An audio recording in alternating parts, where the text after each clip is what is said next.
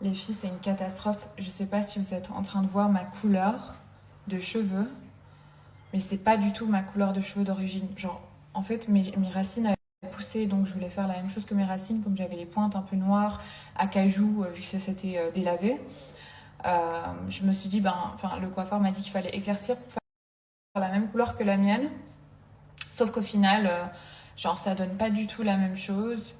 Et je suis dégoûtée en fait. Genre, je me vois pas plus clair que ça.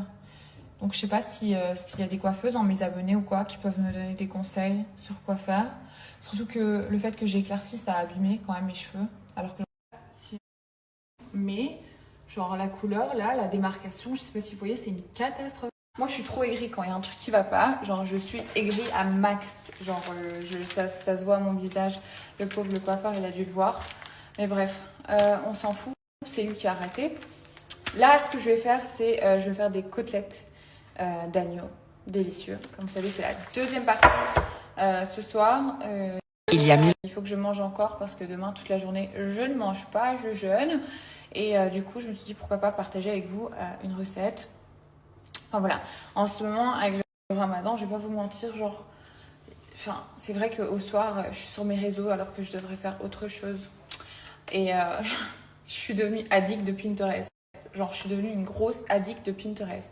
Genre, je suis en train de faire mes mood boards et tout. Et c'est ça que j'aime en fait sur Pinterest, c'est qu'il y a vraiment une positivité. Genre, c'est pas un réseau social négatif. Enfin, vous trouvez que de la positivité, de l'inspiration. Vous pouvez créer des mood boards. Là, j'ai fait un mood board avec la maison de mes rêves. J'ai trop envie de vous la montrer.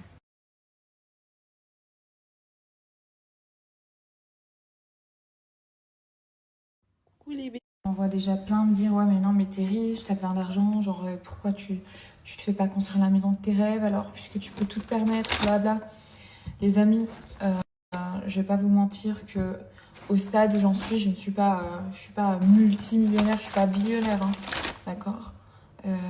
Je vis très bien, j'ai pas à me plaindre, j'ai une super bonne situation, c'est vrai, mais je suis beaucoup plus focus dans mes investissements, c'est-à-dire l'immobilier, l'or, l'e-commerce, enfin voilà, tous mes business, j'essaye de faire fructifier en fait mon argent tout simplement et plus tard pouvoir faire la maison de mes rêves quand j'aurai mes enfants.